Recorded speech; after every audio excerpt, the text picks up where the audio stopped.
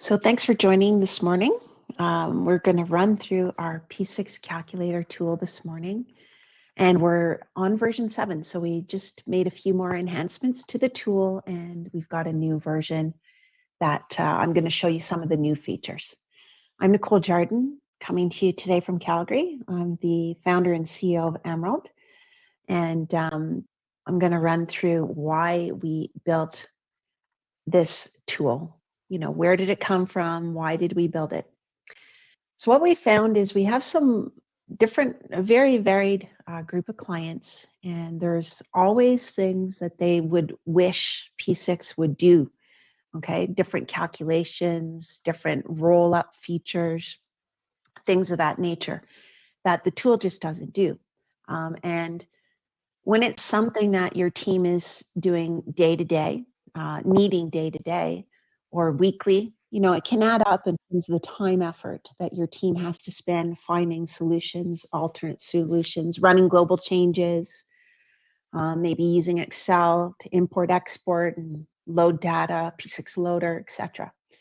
So this is really why we built this tool. We wanted to enhance the features that are in P6 and help our clients have to do less data entry. Okay, so we wanted it to be easier to work with, easier to administer, more consistent. So, you know, if you have to remember to do global changes or remember to do imports, exports, there's chances that your team are going to forget. So the consistency between the projects won't be there. And that's what we're driving for, right? Project management, we're trying to drive for a nice, consistent, repeatable, reportable strategy to what we do on our projects. So we're trying to increase that consistency. And of course, just make it faster, right? Make it faster to build projects, make it faster to update the projects, and make sure that we're getting the data that we need and pushing it out to the extended team, because it doesn't matter how fantastic your schedule is. If no one's using it, no one's working with it, no one's collaborating with it, giving you the data and feedback, it's not getting the benefit that we're hoping for. Okay, so this is why we built P6-Calculator. So for those of you on the line, if you've been using P6 for a while, I'm sure there's certain things you wish the tool had. And that's what we really did with this P6-Calculator. We enhanced the functionality. Okay, so everyone that we work with uses P6 to do scheduling. They always have activities, milestones, logic. That's consistent across the board, but not everyone uses resources and roles. And then even fewer people use costs. So we're losing some of the functionality and benefits because of that. Okay, so what we're trying to do with this tool is to make P6 work better so that more of our clients will entertain using all the features or more of the features within the software. Okay, so I'm going to touch on some of the automations that we've done. But before I jump into that, I want to just ask one quick poll question. What parts of P6 do you use? So let me get that poll going and ask that quick question. So as I mentioned, everyone uses it for schedules. I think in the range of about 70% of users or so. When Oracle did an analysis quite a few years ago now, but I suspect it's probably similar. And interestingly enough, just the few folks who decided to answer, it's about the same. So about 60 to 70% use schedule and resources, and about 30% were using costs when they did that analysis. So the reason I wanted to ask that is because some of the features I'm going to show you will touch on schedule, some will touch on resources. This particular webinar, we won't touch on costs, but I have done other P6-Calculator webinars specifically on costs. So if you missed those recordings are available and they could be of interest. And then I wanted to ask one other quick question. Are you integrated? Now, the reason I'm asking this is a lot of our clients do decide to integrate with different things, SAP, Oracle Fusion, Maximo, JD Edwards, et cetera, okay? We've got lots of different integrations. Now, the reason I'm asking this is some of the features I'm going to show you will show you how we can enhance integrations with P6-Calculators. That's why I wanted to ask that question. Because when you grab data from another system, you know, you don't want it to land in P6 without some controls. So I'm going to show you some examples of how we've done some of that with other clients. Okay, good. So the benefits really are huge. When you need automations, you need some improvements. When you have 10, 20, 50, 100 schedulers working in P6, if you can save them a minute, 2 minutes, 10 minutes a day, it adds up quickly, okay? And that's really what P6-Calculator is here for. Let me just give you a bit of a quick overview on how it works, and then I'm going to jump in and show you some examples live. Now, these are just going to be a few examples, and they're food for thought, okay? Don't think that, oh, that's not exactly what I need. You can't really look at Calculator that way because it's configured, right, for each client. But the basic foundation of how it works is we define a calculation. We define something that you want done. Okay, so it could be a calculation. It could be a flagging of something so that your users can see it or count it. It could be pushing data up and down, so roll downs from the project or roll ups from the lower levels of expenses, resources, activities, WBS, project, okay? So we've got the ability to automate both the roll down, so project, WBS, activities, expenses, steps. We've got roll downs as well as roll ups. And that includes flaggings and calculations.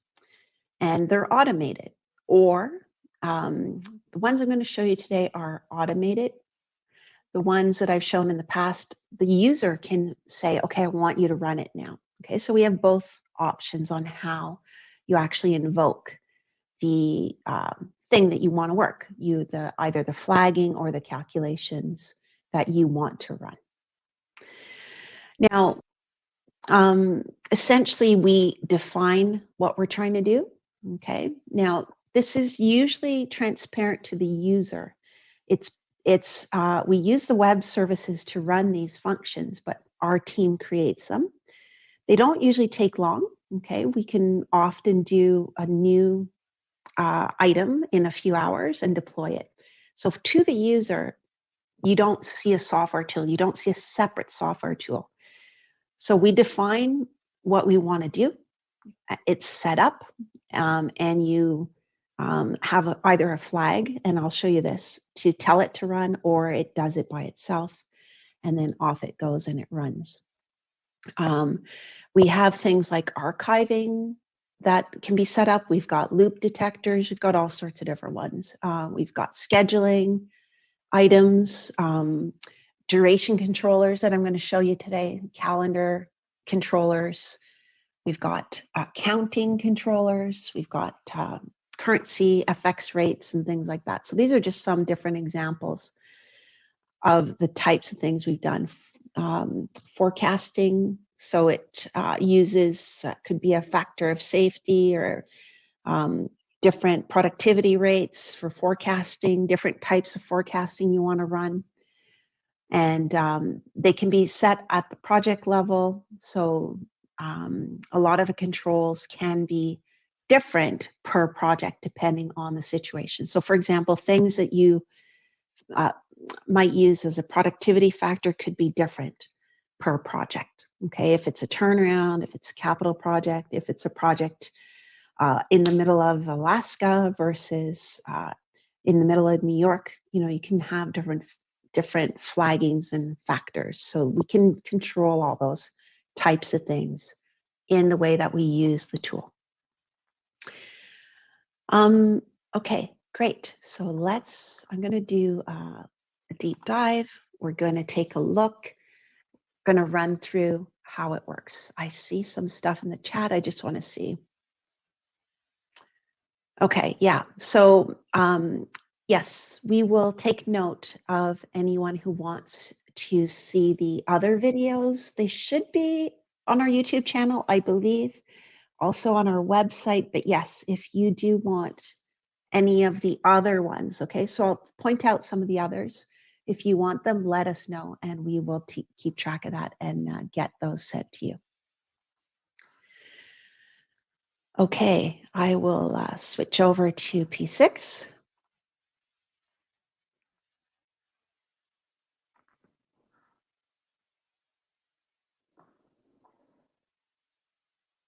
Okay, can you see my screen? I made it a larger percentage, so hopefully you can see it well. And hopefully some of my pop-ups don't get messed up. I might need your help, Ravi. Okay, so let me explain what you're looking at. We have many different examples that we've run in different webinars. So I just wanted to point a few out to you. And then I'm going to jump into the ones I'm going to do today. So I'm going to do these last three, these ones tagged as H. But we have auto archiving, resource rollups, loop detection, auto scheduling, auto counts, foreign exchange rates, as I mentioned, with different multiple currencies, one currency and multiple currencies. We've got both that we've done for clients. Because the out of the box FX rate in P6 doesn't really work very well. Auto forecasts and rolling up, different calendar generation, work week, tagging, automatic, more costing, rig sequencing. So this one's awesome. It does automatic logic, prioritization. So that one's a really interesting one. If you do a lot of turnarounds and you want reprioritization of work quickly, this could be very interesting. And then I'll run through these three, okay? So again, I'm gonna do these three today. If any of the other ones interest you, let us know. We can get you the webinar, and we can also do a session with you if there's a value in that for your team. Okay, so let's look at the first one. So I'm going to flip to a layout. I've got layouts for each one of these. This is how we do it, just to make it easier to show the specific example. So the first example I want to walk through is calendars. Calendars being set up in a certain way so we know how to put an activity code on the activities, okay? So let me run through that example. So I'm going to open this project, and I'm going to open a matching layout inside.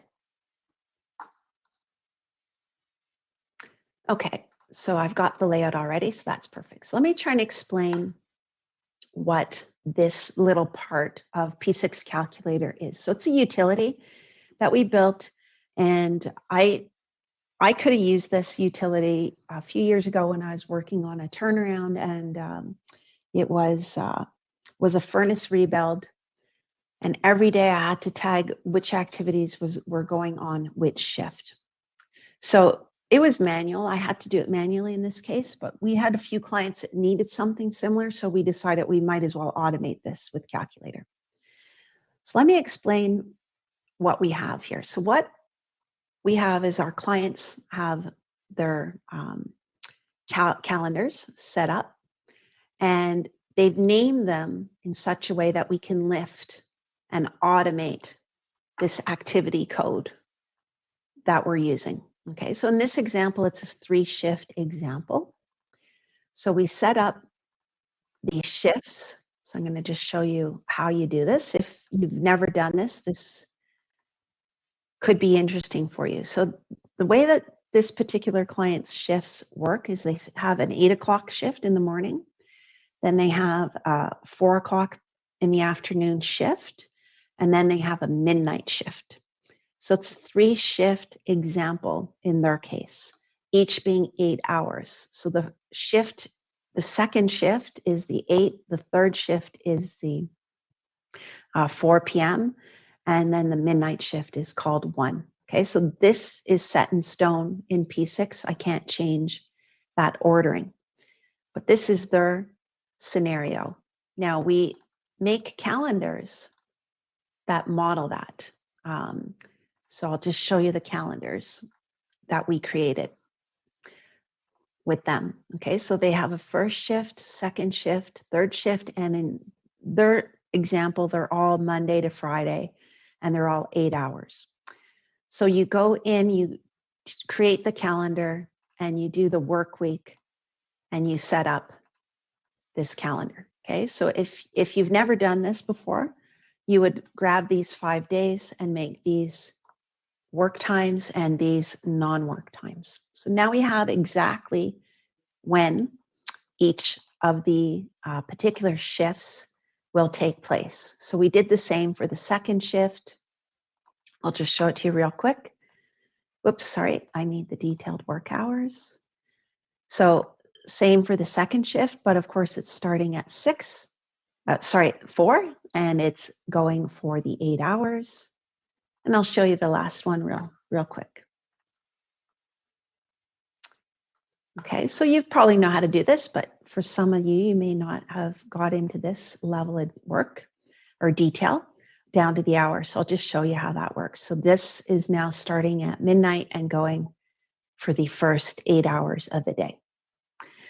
Okay, so that's the setup. And then we've got these details showing in the way the activities are sitting.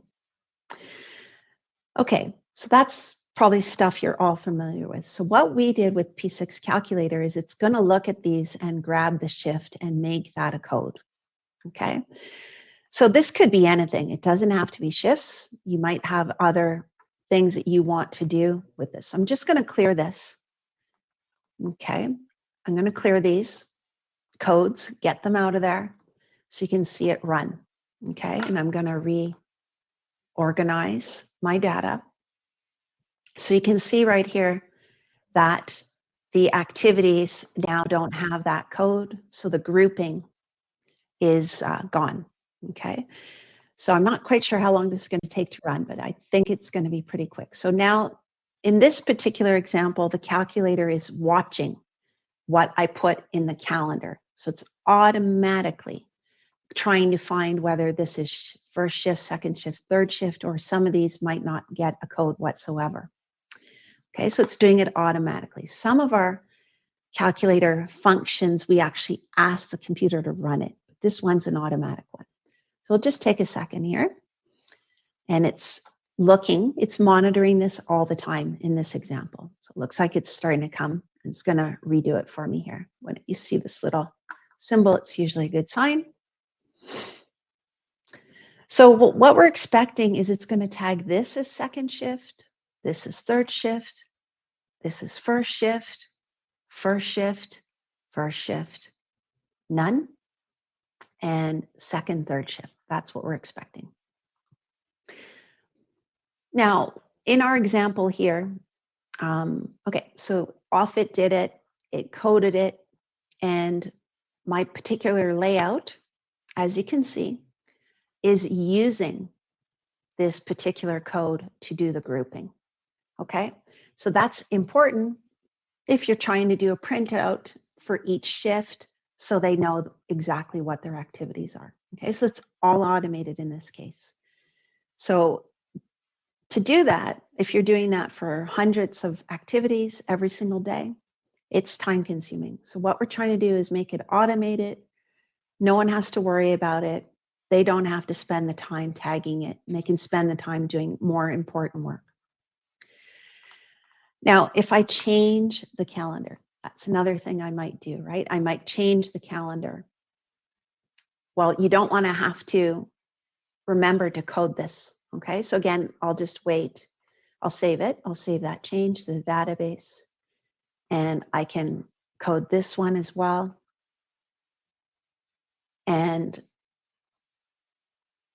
just refresh it and you'll see it's going to automatically do this coding again. Okay, so again, it might take a minute, but the big benefit to me is I don't have to worry about it. I know when I come to do my printout, maybe in 5 minutes, 10 minutes, an hour at the end of the day, it's going to be coded already. Okay, so this is happening regularly. It's an automatic tagging that it's doing. So this is one example of using one field to create another. We've got lots of others, okay? We've got codes going to user-defined fields. We've got user-defined fields creating codes.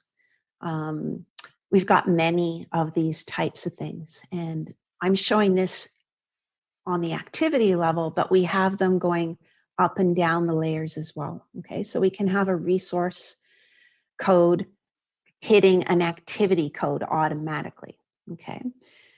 Now, the reason we do these sorts of things is usually for different reporting, okay? So as soon as we automate it, we know that the reporting, the snapshotting that we do out to our P6 reporter, and then the reporting will all take place automatically, okay?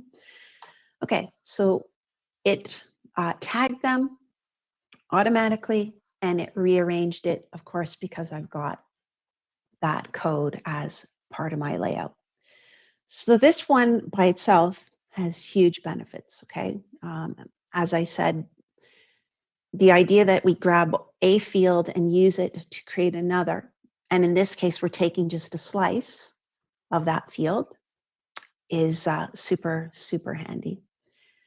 So it's programmed in the background. We're looking for certain things in this in here, okay? And we're putting it in to that field. So pretty simple little piece of programming using the web services from Oracle. So we're not violating any licensing or anything like that. We're using their technology. We've got our framework built in Calculator, and then we just create this little function and off it goes, okay? Make it sound easy, eh, Ravi? But you get the idea, hopefully. Okay, so this is just one example using calendars to create a code that we use for not only our particular printout, but we also use this code for all sorts of other Power BI reporting with this client via P6 Reporter. Okay, so that's one example. Okay, super handy, saves a lot of data entry and automates the process. Okay, if you have any questions on that, go ahead and throw them in the chat room. If you want to understand, if you have an idea of something you want to do with your team and you're not sure if it's similar, go ahead and throw it in. While you're doing that, I'll flip to the next example. So I'm going to run through 3 today. And if we have time, I can show you some others. But let's work on these 3. Okay.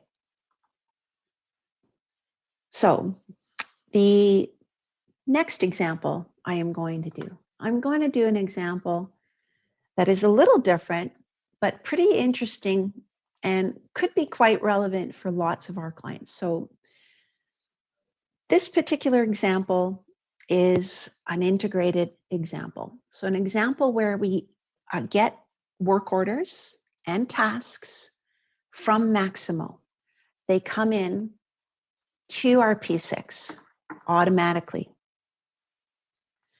And when they come in, I'm going to explain a bit of the struggle that we have when they come in to P6. So let me try and explain what we're seeing, and I'm going to use these down here as an example. So someone creates a work order in Maximo. Okay, there's a question. Is this feature different than global change? Okay, that is an excellent question. So some of the things that we do in P6-Calculator, you cannot do in global change. So if you have used global change, you will know that it's limited to how it works with the different data in P6. So for example, if I'm trying to do something at the activity, I can only do it at the activity. I can't grab data from the resource or the expenses and get those to fill in something on the activity. In fact, I can't see project level data in global change either. So the global change has its purpose, but it's not as functional as what we can do in Calculator. And I don't believe, I can't swear by it, but I don't believe that you could do the example I just did. I don't think you can rip through the title of a calendar and go get some of the data to make a code. Okay, so global changes are handy, but they're very limited in scope as to how you use them and what you can do with them. So that's where P6-Calculator goes far, far beyond what you can do with a global change. So whenever we're working with Calculator, the first thing we do is see if you can do it in global change. But once our client has Calculator, then yes, we might jump into using Calculator just because it's easier, first of all. You don't have to remember to run it. The other thing you have to be very careful with global change is it works on what's on your screen, okay? So if I'm in a layout that's filtered, I'm not getting all the data. So you have to be very careful with global changes, that you are running them properly, that you have a proper layout that you run them in, okay? I've seen people think that they ran the global change correctly, but they had the wrong layout open. Okay, so you do need to be careful with that. Those are some of the potential pitfalls with global change. But yeah, always look to see whether you can do a global change first, but it's very limited in scope, and that's why we've got Calculator, and we can do much more flexible things, okay? You can't hit all the data layers with global change. Okay, so let me talk about this example, because although this might not be exactly your scenario, you might have a certain idea that this could fulfill as well. So we have an automation in this example with Maximo, but it doesn't have to be Maximo. It can be any other system where you're pulling and creating work orders and activities. So SAP might be one, Fusion, Oracle Financials, with the maintenance modules, could be many different systems. So we've done this sort of scenario with other clients as well. So this is an example where we have the work that comes in, and we've got a start and finish milestone. And in this example, we have 2 activities. Well, it comes into the system, and where does it put it? Well, you can see right here, it sticks it right on the data date. Okay, so it's right on the data date as it comes in. Now, if you've ever had to put out a daily or weekly plan, you know that you don't want a brand new scope of work, maybe it just got approved, coming into your current work week. So with this example, what we did was we put this hold activity or wait activity or backlog or bucket activity, whatever you want to call it. It doesn't matter what you call it, into the schedule. And you can see that this activity has some length to it, okay? In this example, it's several months long. It could be 3 months long. Now, what are we doing with that thing? Well, we want that activity to control. I'm just going to reschedule. We want that activity to control where these new works come in, because we don't want them landing in our current work week because they're not ready to be worked on, okay? So that's what this thing is doing, and I can squeeze this up a bit so I don't have to scroll so much. Now, you might say, well, it doesn't make sense to make it 3 months long for certain of our work types. Some of the work types maybe only need a 4-week holding bucket, or maybe need a 6-week or 8-week holding bucket. Okay, so with this particular client, they had lots of different work types, lots of different work areas. So we wanted to give them a lot of flexibility on how they created this holding bucket activity. So what we wanted the computer to do for us was to automatically create a logic tie to this new work so that it would go on the back of this bucket activity to keep it out of our work window because we're planning in these next few weeks. So that's a lot of stuff. If you think that you're getting 10, 100 work orders a day, if I had to build this logic every time to hold these out, I'd be doing that all day long almost, okay? So we didn't want to do that. We wanted to automate it so that these users don't have to be diverted from what they're trying to get done, which is the plan for this week and next week, and not divert it from new work that's going to be important in 6-8 weeks down the road. So we automate that, partly with our integration, but also we can use Calculator to automate these things too, okay?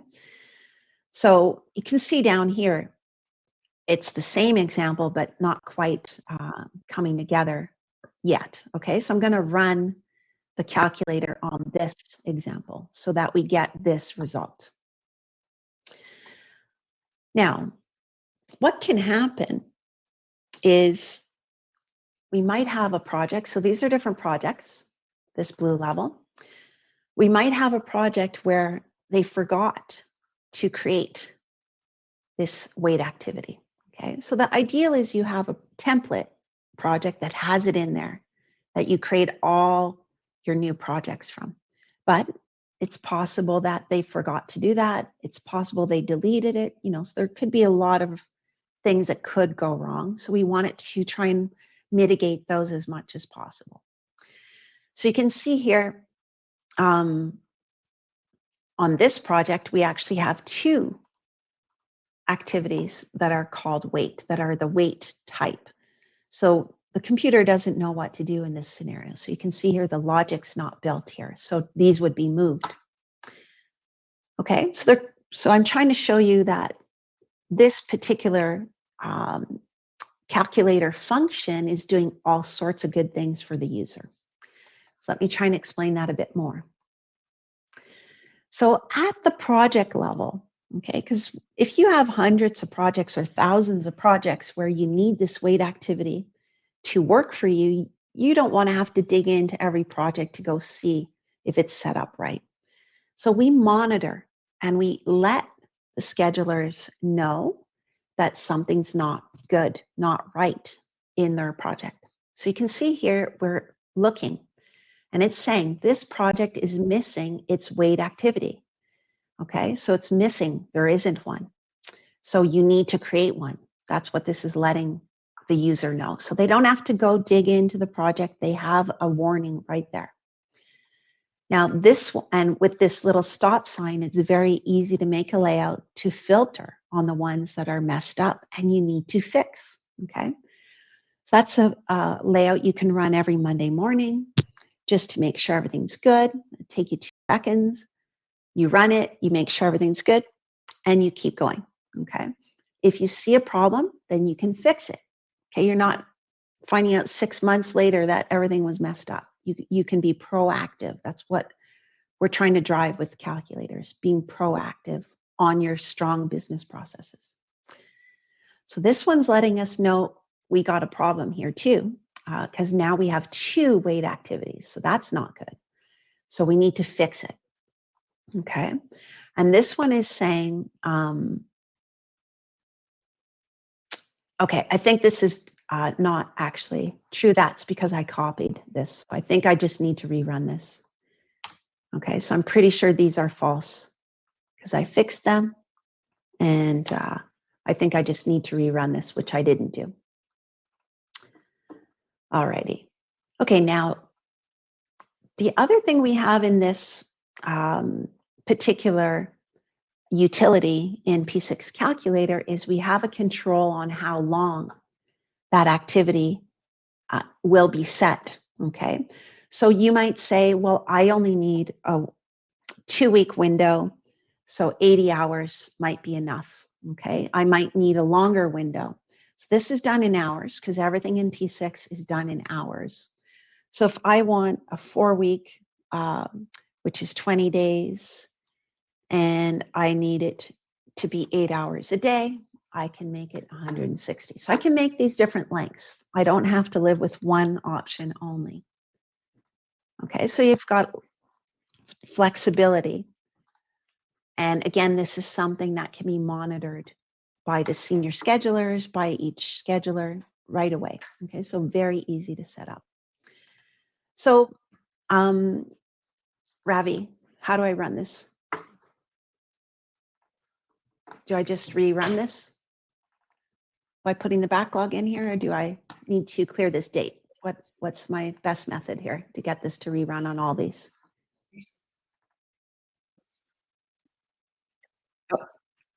Okay, No, this you backlog? just sign it. It will run automatically. Awesome. You don't have to Okay. clear up that date. Okay, good. So I'll run it. I'll start running it. Now it's going to run on that one that I had from scratch. It's a brand new one. And I didn't fix these two messed up ones here. So let's go ahead and I'll show that while it's running. Okay, so this might take a second. So I'm running it brand new on this one down here. Okay, so you see this doesn't have any logic to these, and this activity is quite a bit longer than what I just asked it to make it. Okay, so it's going to do a few things. It's going to rearrange the length of this activity, and it's going to put the logic on there. So let's see. Oh yeah, it's working. It's working its way through. So you see it just change that duration, and it's going to put logic onto this. Now, how does it know what to put logic onto? So the calculator, there it goes. It did it. Okay, awesome. So this part is done.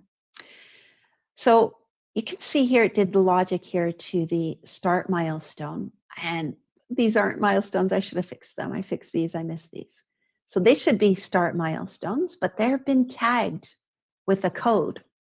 So we like to use codes instead of using start, milestones and activity IDs. We don't like using stuff like that because it's easy to mess those up and change them by mistake. So we like to use things like activity codes. So we've told it that you put the finish to start from this holding bucket activity to the activity that's been tagged as the work order start milestone. So that's what it did. So it did that one, and then it's got another logic tied to this one. Okay. Now again, this is configurable.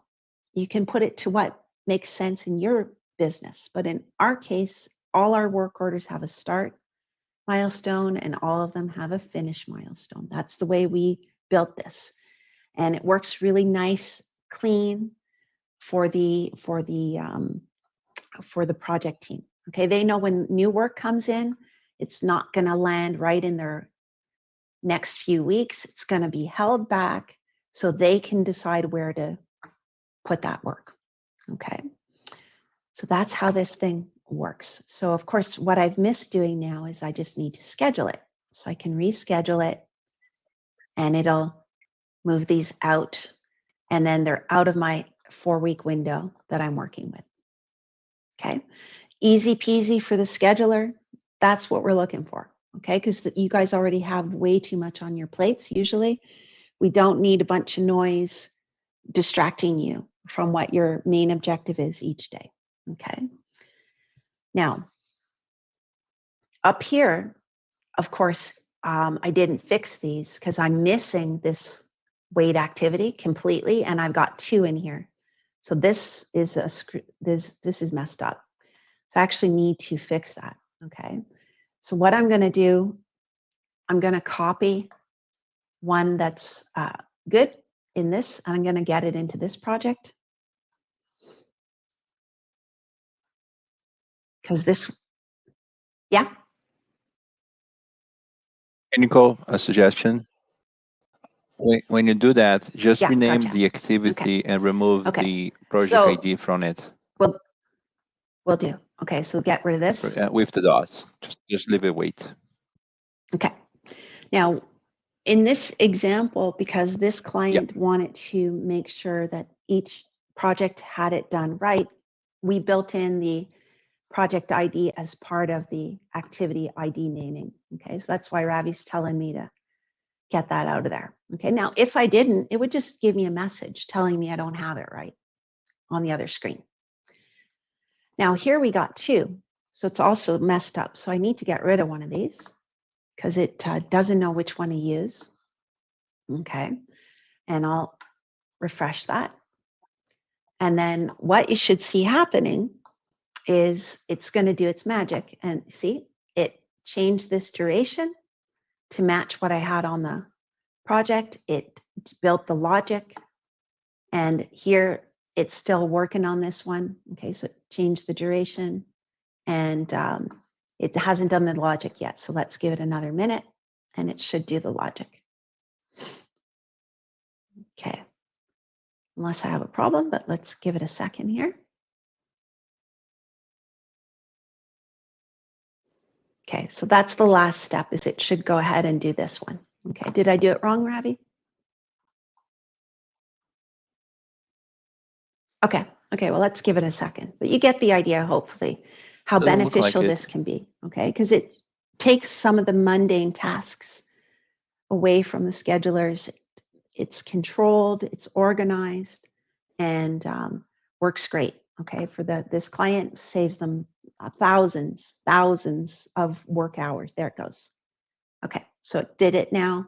And again, if you've just reschedule, oops, there we go. It'll move those activities out. Okay, so huge. It looks like a tiny little thing, but this is a huge thing because it's saving thousands, literally thousands of work hours every year for this client. So the few $100s a month for the calculator for the whole team, it's paying back in spades here for this, even just this function. Now, the other thing that we have in this case is, well, what do you want to do with this activity once this logic tie, once the work starts to actually take place? Okay, so we start updating the work. What do you want to do with this logic tie? Okay, so we have a few different ways you can strategize on this, okay? So once I actually want to organize this work, I might delete this logic tie. That's an option. But again, it's something else that you got to remember to do. So with this client, we also have an automation on what happens with this logic. And let me just open up the bottom window to try and explain this to you. Okay, so let's look at the relationships. So you can see that we're putting a finish to start from the hold activity to the start milestone. So that's this logic tie here. Well, what happens if I actually update this work order? And I'm just going to do it as if it went perfectly to schedule. Okay. So we actually do this work. So what we also have done is in this, and I'll go back to this relationship window so you can see it, is we've also automated, let's go to the right activity. We've also automated the behavior of this relationship. So they wanted those to automatically flip to start, so that logic tie switches. Okay, so it'll just take a second. And so in their case, we're automating this. You could automate this to drop this logic tie too. Okay, so you can do many different strategies. In their example, we did a start to start. So it's automatically switching that. Okay, so again, this is food for thought. That's what you have to look at this and say, oh, I know I have these things that I don't like about how I have to handle logic. Maybe calculator could help me, okay? Because we're trying to automate basic functions that can really add up over time to many work hours. That's what we're trying to do, okay? So this has different features. We could drop the logic too. That's another option we could do, is drop the logic. So there's lots of different ways to strategize on it. Now, when I come back here, you should start to see certain flags change. So these, because I fixed those two, these flags are saying they're good. Looks like I probably did something wrong on these. Is it just the naming? Yeah, the activity ID naming isn't quite right. So should fix up the activity ID naming, I guess, is what I've got wrong. But the point really is this is very easy to know whether we've got it set correctly or incorrectly without having to open thousands of projects and fixing something that's truly important to their business process. So this, again, saves tons and tons of time. That's the benefit. And it's consistent. Each project is being used in a consistent manner. So if you have a scheduler that moves from one group to the other, they already have consistent business processes. Okay, let's do the third one. And then, yeah, I'm running out of time. So it's always a challenge to get it all shown. So let me open these projects, and I'll open the activities window, and let's run through this last one. Okay, resources. So let's touch on resources. So the first thing I'm going to do is I'm going to jump over to my resource dictionary. Okay. And I'm going to just use a portion of this dictionary. So we have clients who wanted their resources integrated to their system, their Workday system. So the Workday system has information about roles and how many people are fulfilling the role. So we have integrations that take that information and auto-create their max units per time. Now, some of their roles in P6 might marry up to one role in Workday. Okay, so they're not always one-to-one. So what we needed to do was we needed to use a tag, which is a resource code in this example, that would allow us to marry those systems up. Okay, now to manage a code that comes off the resource dictionary, that could be very, very time consuming. For every change I make, that could be really time consuming. So we automated that. So if I add a resource, so let me go ahead and add a resource in here. And I'm going to just call it P6C new, just so you can see it very clearly, hopefully. And I'll call it P6C, no space, new here. Okay. So this is the first part of the feature, is to be able to automatically see the dictionary and then have a code get updated automatically. Okay.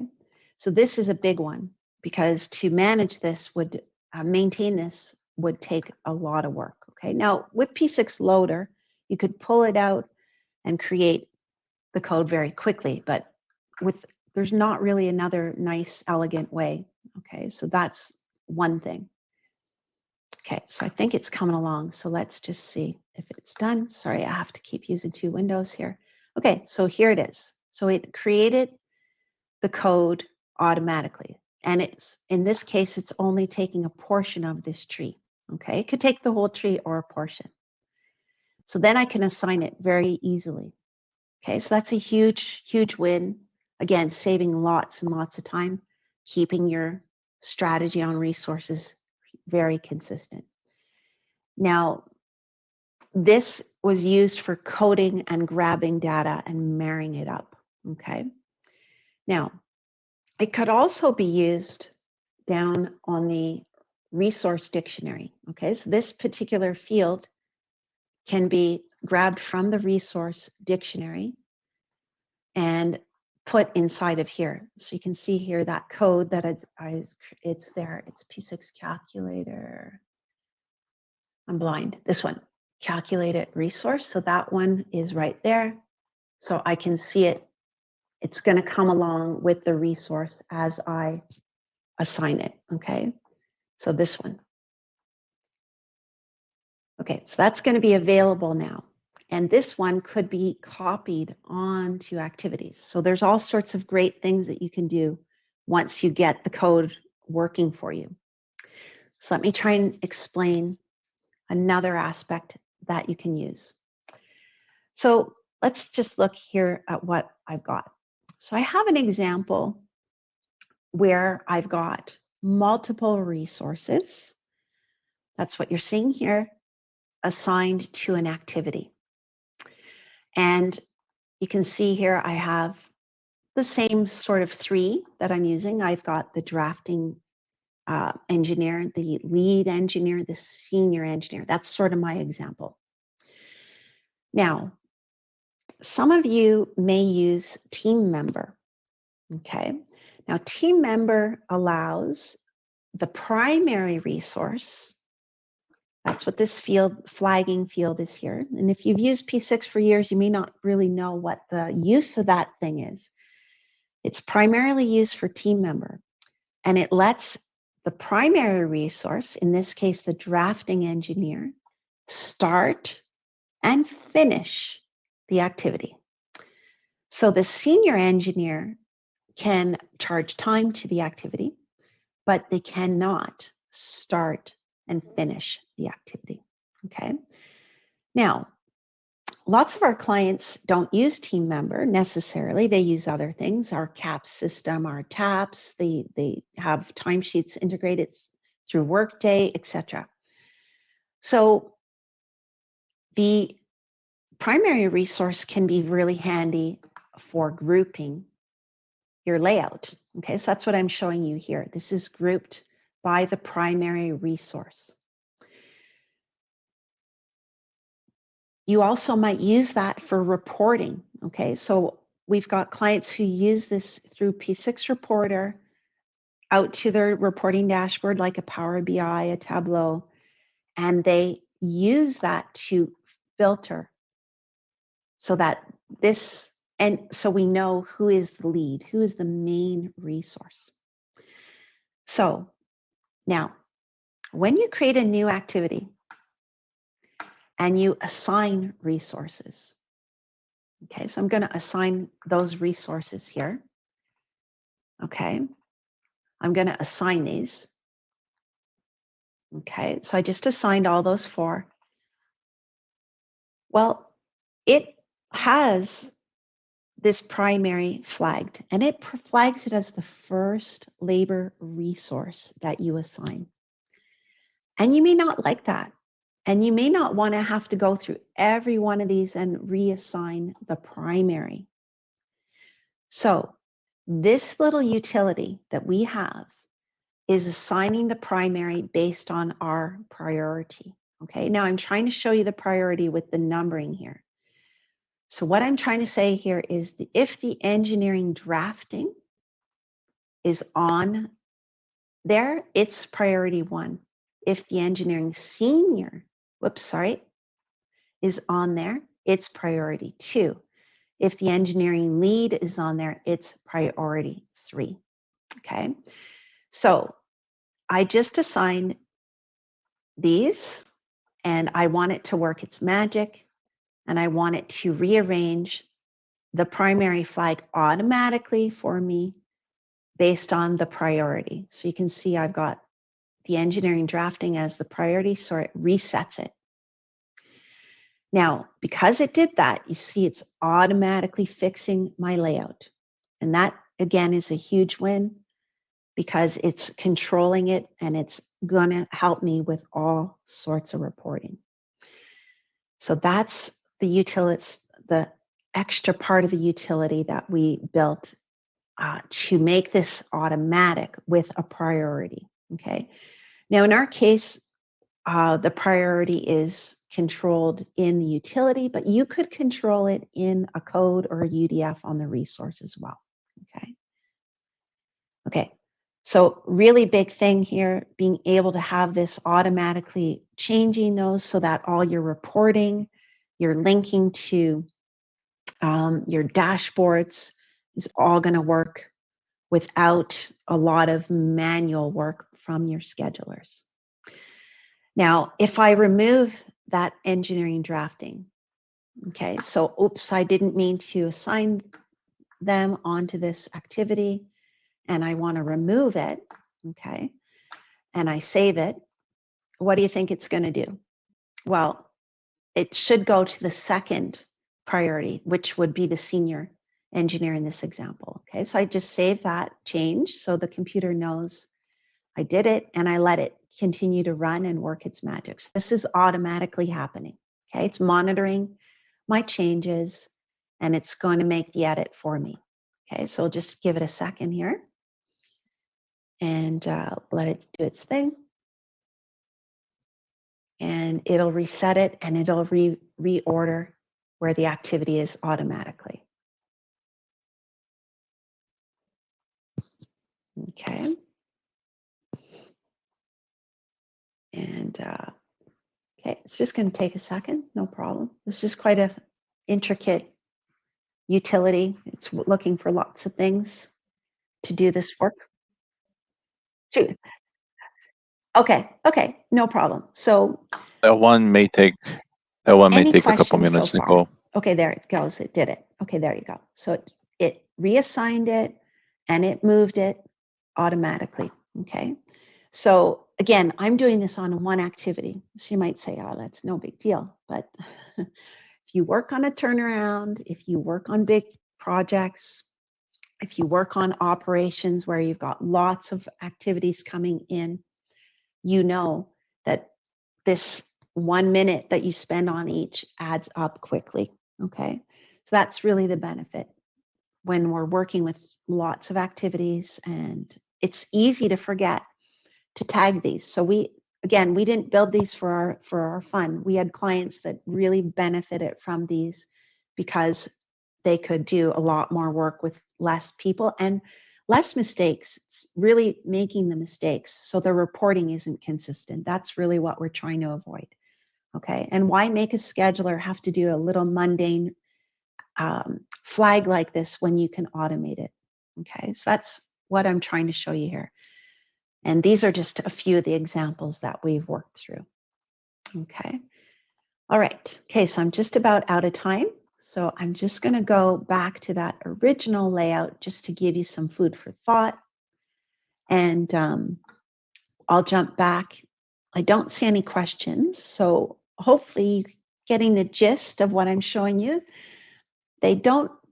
All the examples don't apply to every scenario, but hopefully it's giving you food for thought for some of those things that you know your team spends a lot of time working on that you'd love to find a faster, better, more consistent, easier way. That's really what we're trying to show you. Okay. All right. Okay, so hopefully you saw some interesting ideas on effort. Okay, so reducing the manual work, automating all sorts of things that you might benefit from, not only as a scheduler, putting the schedule together, but also back in the reporting. Okay, so many of our clients are now looking at automated dashboards. And that's what our P6 Reporter tool does. And this calculator tool works so well with Reporter because it automates all sorts of counts and flagging, automates monitoring things like milestones so that you can report on them. Okay, so it just really brings a lot of nice efficiency to your team and makes it consistent. The visibility, hopefully you saw with the flagging, all sorts of nice visibility that you can get into place, and you can report on these, right? That's the benefit. These flags can be reported on, not only within P6, but out into your dashboarding tools. So it starts to allow you to do different kind of budget analysis, different automations of different data sets, bringing much more accuracy. We have some clients monitoring various safety items as well. So just this, it really opens up what you can do with P6 with your current team. Okay, good. So I think I'll leave it there. I don't know if there's any, I don't see any questions right now. So just because I'm starting to run over time. We do have quite a few different case studies in the owner space, which I would call an electrical utility. They own their assets. In the contractor space, we've got lots of examples, and the manufacturing type space also. We've got many different scenarios for archiving, automated scheduling, loop detectors. You know, we've got all sorts of good examples. So if any of this seems a bit interesting and you see a gap in how you are using P6 or things that you want to fix and that you might find frustrating, let us know. Just reach out to us. We can explore whether we've got a similar example or whether how hard it would be to, you know, improve on yours. You know, this is one of many tools. If you've been on our website, you know we've got a QAing tool, we've got a scrubbing tool, we've got different updating tools. I mentioned during the presentation the caps, the taps, P6 loader. We have clients using that for updating. So we've got a lot of add-ons to try and make your P6 usage better. So reach out. My email's there, my phone number's there. If you're in Asia or APAC region, you can reach out to Donna. She's in the Philippines, and communicate with us that way as well. And if you do want to reach out, let us know if there's, with this little poll question, if there is something you do want to speak about more thoroughly, just let us know here. If you do want us to give you a call or whatnot, okay? That way we're reaching out appropriately. Okay, perfect. So I'll stop the recording here.